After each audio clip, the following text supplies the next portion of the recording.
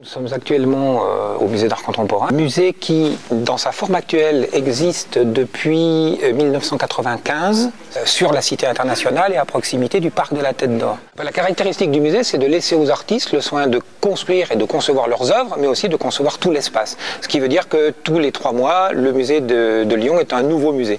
C'est le seul musée qui n'a pas d'exposition permanente au monde, donc c'est l'idée d'une découverte permanente, d'un chantier permanent. Nous avons un peu plus de 1100 œuvres. Actuellement, il y a plusieurs œuvres tout à fait importantes. L'une d'entre elles, elle est derrière moi. C'est plutôt un ensemble d'œuvres. Cet artiste qui utilise la ligne s'intéresse au dessin et il y a plein de dessins d'autres artistes qui sont sur les murs. Ça, c'est un premier point.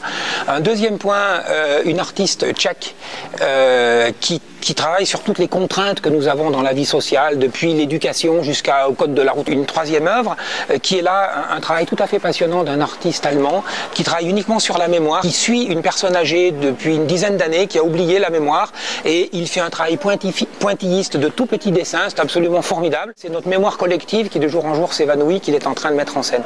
Curieusement, Lyon a eu longtemps une image un peu austère en matière de création. Or, c'est une ville qui a toujours été à l'initiative. Elle a créé l'ELAC, Espace Pionnier d'Art Contemporain, à la gare Perrache. Puis, très vite, l'Institut d'Art Contemporain à Villeurbanne, qui à l'époque s'appelait Le Nouveau Musée, qui a invité beaucoup d'artistes, un ancien collège reconverti.